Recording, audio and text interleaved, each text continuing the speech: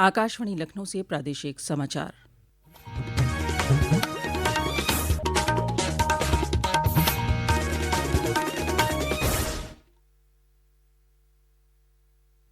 पहले मुख्य समाचार। प्रधानमंत्री नरेंद्र मोदी ने स्वामित्व योजना के तहत आज उत्तर प्रदेश के 45 लाख से ज्यादा लाभार्थियों समेत 65 लाख से ज्यादा लोगों को वर्चुअली सौंपे संपत्ति कार्ड। प्रधानमंत्री कल आकाशवाणी पर मन की बात कार्यक्रम में देश विदेश के लोगों के साथ साझा करेंगे अपने विचार। रक्षा मंत्री राजनाथ सिंह ने आज प्रयागराज पहुंचकर पवित्र संगम में लगाई डुबकी। कहा, महाकुंभ सनातन धर्म की आध्यात्मिकता, वैज्ञानिकता के साथ ही सामाजिक समरसता का है संगम। और प्रदेश में घने कोहरे के कारण जनजीवन प्रभावित। उत्तर रेलवे ने 1 दर्जन से अधिक ट्रेनों को किया निरस्त। हवाई सेवाओं पर भी पड़ा असर।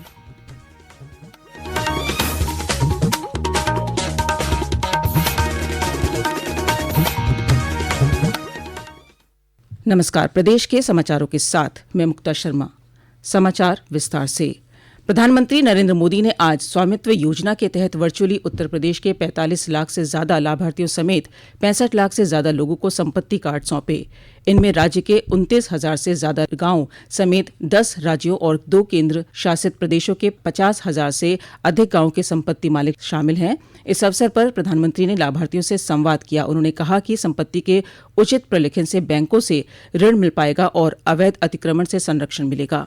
स्वामित्व योजना से गांव के विकास की प्लानिंग और उस पर अमल अब काफी बेहतर हो रहे हैं। आज हमारे पास स्पष्ट नक्शे होंगे तो विकास के काम की प्लानिंग भी सटीक होगी। अब प्रॉपर्टी राइट्स मिलने से ग्राम पंचायतों की मुश्किलें भी दूर होगी। कार्यक्रम को संबोधित करते हुए उन्होंने आज के दिन को ग्रामीण अर्थव्यवस्था के लिए ऐतिहासिक दिन बताया। प्रधानमंत्री ने कहा कि योजना से ग्रामीण जीवन का कायाकल्प होगा और गांव विकास के मजबूत केंद्र बनेंगे। स्वामित्व योजना के साथ हमारी सरकार ने गांव के लोगों को एक ऐसा सामर्थ्य दिया है जो भारत के ग्रामीण जीवन का पूरी तरह कायाकल्प कर सकता है। हमारे गांव, हमारे गरीब सशक्त होंगे तो विकसित भारत का हमारा सफर भी सुहाना होगा। मुझे पूरा विश्वास है कि स्वामित्व जैसी योजनाओं से हम गांवों को विकास के मजबूत केंद्र बना पाएंगे। इस अवसर पर राज्यपाल आनंदीबेन पटेल बाराबंकी में मौजूद रहीं। उन्होंने कहा कि योजना का मुख्य उद्देश्य ग्रामीण क्षेत्रों में रहने वाले उन लोगों को सशक्त बनाना है जिनके पास अपने घरों का कोई कानूनी दस्तावेज नहीं है। वहीं मुख्यमंत्री योगी आदित्यनाथ भी लखनऊ से घरौनी वितरण कार्यक्रम से वर्चुअली जुड़े। मुख्यमंत्री ने इस अवसर पर कुछ लाभार्थियों को संपत्ति कार्ड सौंपा। वहीं इस कार्यक्रम का प्रदेश के विभिन्न जिलों में सीधा प्रसारण किया गया। आगरा में घरौनी वितरण कार्यक्रम को केंद्रीय राज्य मंत्री प्रोफेसर एसपी सिंह बघेल उपस्थित रहे। इस अवसर पर श्री बघेल ने कहा कि संपत्ति कार्ड योजना को लेकर उत्तर प्रदेश ने बेहतरीन कार्य किया है। इससे लैंड रिकॉर्ड्स हो जाएंगे, भूमि विवाद निपटेगी और अतिक्रमण रुकेगा और अतिक्रमण हटेगा भी। और एक ऐसा रिकॉर्ड है जिसमें जो डिजिटाइल हो गया है, ये कागज खोने पर हमें बार बार भू राजस्व अधिकारियों के चक्कर भी नहीं काटने पड़ेंगे। मैं प्रधानमंत्री जी का, उत्तर प्रदेश के मुख्यमंत्री जी का ध्यान देने। और एक बात तो बता दूं, देश में बहुत अच्छा काम उत्तर प्रदेश में घरौनी के मामले में हुआ है। वाराणसी में योजना के तहत 3,872 लोगों को घरौनी प्रमाण पत्र मिला।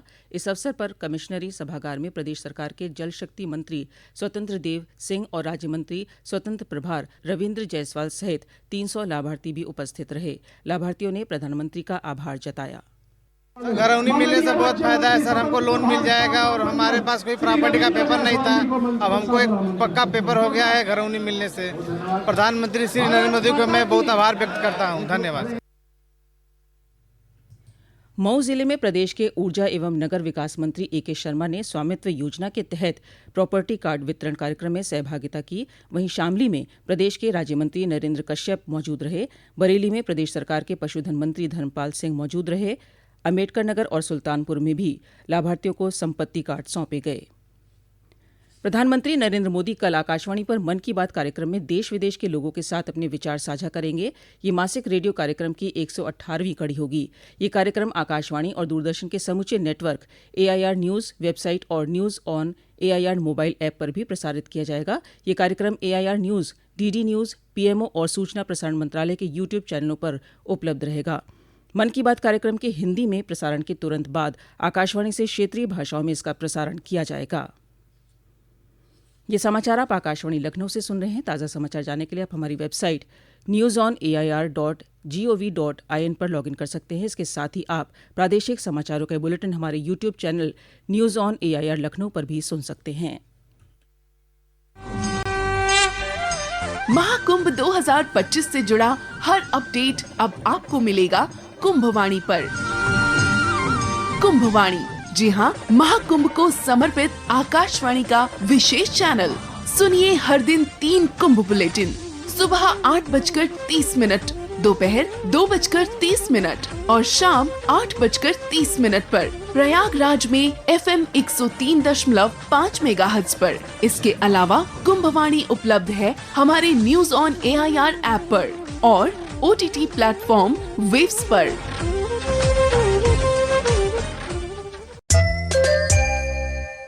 प्रादेशिक समाचारों के इस बुलेटिन में आपका फिर से स्वागत है। प्रयागराज में चल रहे महाकुंभ में बड़ी संख्या में श्रद्धालु पहुंच रहे हैं और त्रिवेणी संगम में पवित्र डुबकी लगा रहे हैं। आज शाम 6 बजे तक लगभग 39 लाख से ज्यादा श्रद्धालुओं ने पवित्र संगम में डुबकी लगाई। इसी क्रम में रक्षा मंत्री राजनाथ सिंह आज 2 दिवसीय दौरे पर प्रयागराज पहुंचे। श्री सिंह ने महाकुंभ पहुंचकर पवित्र संगम में डुबकी लगाई और पूजन अर्चन किया। उन्होंने संगम तट से अक्षयवट, पातालपुरी और बड़े हनुमान जी का दर्शन कर महाकुंभ की व्यवस्थाओं का जायजा लिया। इस अवसर पर उन्होंने कहा कि यहाँ सभी जाति, पंथ और देशों के लोग एकात्म भाव से आते हैं। उन्होंने कहा कि यह महाकुंभ सनातन धर्म की आध्यात्मिकता, वैज्ञानिकता के साथ ही सामाजिक समरसता का भी संगम है। मैं मानता हूं कि भारतीय संस्कृति एवं सनातन धर्म की आध्यात्मिक अनुभूति का यह पर्व है, जो प्राचीन वैदिक खगोलीय गणना पर आधारित है और यहाँ सभी जाति, पंथ, यहाँ तक कि अनेक देशों के लोग भी एकात्मता भाव से आते हैं। और मैं मानता हूं कि यह गंगा, यमुना व सरस्वती के साथ सनातन धर्म की आध्यात्मिकता, वैज्ञानिकता और साथ ही साथ सामाजिक समरसता का भी यह संगम है। जिस श्रद्धा भाव से यहाँ के मुख्यमंत्री ने इस महाकुंभ का आयोजन किया है, इसके लिए वह साधुवाद के पात्र हैं, बधाई के पात्र हैं। रक्षा मंत्री ने साधु संतों से भी मुलाकात की और सेना के अधिकारियों के साथ महाकुंभ की सुरक्षा व्यवस्था को लेकर बैठक भी की। वहीं 13 तारीख से शुरू हुए महाकुंभ में कल 17 जनवरी तक 7,30,00,000 से ज्यादा लोग स्नान कर चुके हैं। प्रयागराज महाकुंभ में स्पेशल ट्रेनों के साथ साथ रेलवे ने श्रद्धालुओं के लिए विशेष चिकित्सा सुविधाएं भी उपलब्ध कराई हैं। रेलवे की तरफ से स्टेशन पर चिकित्सा केंद्र बनाए गए हैं जो ऑब्जर्वेशन रूम के तौर पर हैं। पेश है एक रिपोर्ट। रेलवे स्टेशनों पर बने ऑब्जर्वेशन रूम 24 घंटे खुले हुए हैं ताकि किसी भी आपातकालीन स्थिति में तीर्थयात्रियों को तुरंत उपचार मिल सके। विशेष चिकित्सा केंद्रों में हृदय संबंधित समस्याओं के लिए ECG मशीन, दिल के रुकने पर डिफिब्रिलेटर, ऑक्सीजन की कमी को पूरा करने के लिए ऑक्सीजन कंसंट्रेटर और शुगर के मरीजों के लिए ग्लूकोमीटर जैसे उपकरण रखे गए हैं। ऑब्जर्वेशन रूम में सभी प्रकार की व्यवस्था है। ऑब्जर्वेशन रूम में मरीज आ रहे हैं और उनको इलाज भी मिल रहा है। श्रद्धालु इस इंतजाम पर रेलवे का धन्यवाद कर रहे हैं। प्रवीण मिश्र, आकाशवाणी समाचार, प्रयागराज। अयोध्या की मिल्कीपुर विधानसभा सीट पर उपचुनाव के लिए आज नामांकन पत्रों की जांच की गई। जांच में 4 नामांकन रद्द कर दिए गए। अब केवल 10 प्रत्याशी चुनाव मैदान में रह गए हैं। उपचुनाव में भाजपा से चंद्रभानु पासवान और समाजवादी पार्टी के अजीत प्रसाद के बीच सीधा मुकाबला है। उपचुनाव के लिए 5 फरवरी को वोट डाले जाएंगे और 8 फरवरी को मतगणना होगी। राजधानी लखनऊ सहित प्रदेश के कई जिलों में घना कोहरा रहने की वजह से जनजीवन प्रभावित रहा। कल भी प्रदेश में घने कोहरे को लेकर येलो अलर्ट जारी है। लखनऊ मौसम केंद्र के वैज्ञानिक मोहम्मद दानिश ने बताया कि 22 और 23 जनवरी को राज्य के कुछ क्षेत्रों में बारिश के आसार हैं। मॉर्निंग आवर में और रात में हल्की में ठंड रहेगी, लेकिन हवाओं का भी चलन रहेगा, जिससे थोड़ा बचाव की जरूरत है। हम अपना प्रोटेक्शन रखें, कानून को ढक के रखें। और बारिश की बात करें तो मौसम अभी साफ है। हालांकि 22 और 23 तारीख को जो हमारा पश्चिमी उत्तर प्रदेश है, नॉर्थ वेस्ट उत्तर प्रदेश है, वहाँ पे हल्की फुल्की बूंदाबांदी के आसार। वहीं उत्तर रेलवे और पूर्वोत्तर रेलवे की कुछ गाड़ियां भी कोहरे के कारण लेट चल रही हैं। गोरखधाम एक्सप्रेस समेत कई ट्रेनें देरी से चल रही हैं। उत्तर रेलवे ने 1 दर्जन से अधिक ट्रेनों को निरस्त कर दिया है। वहीं कोहरे का असर उड़ान सेवाओं पर भी पड़ा है। और अब अंत में मुख्य समाचार एक बार फिर। प्रधानमंत्री नरेंद्र मोदी ने स्वामित्व योजना के तहत आज उत्तर प्रदेश के 45 लाख से ज्यादा लाभार्थियों समेत 65 लाख से ज्यादा लोगों को वर्चुअली सौंपे संपत्ति कार्ड। प्रधानमंत्री कल आकाशवाणी पर मन की बात कार्यक्रम में देश विदेश के लोगों के साथ साझा करेंगे अपने विचार। रक्षा मंत्री राजनाथ सिंह ने आज प्रयागराज पहुंचकर पवित्र संगम में लगाई डुबकी। कहा, महाकुंभ सनातन धर्म की आध्यात्मिकता, वैज्ञानिकता के साथ ही सामाजिक समरसता का है संगम। और प्रदेश में घने कोहरे के कारण जनजीवन प्रभावित। उत्तर रेलवे ने 1 दर्जन से अधिक ट्रेनों को किया निरस्त। हवाई सेवाओं पर भी पड़ा असर। इसी के साथ प्रादेशिक समाचारों का ये बुलेटिन समाप्त होता है। अगला बुलेटिन रात 8 बजे FM पर प्रसारित किया जाएगा।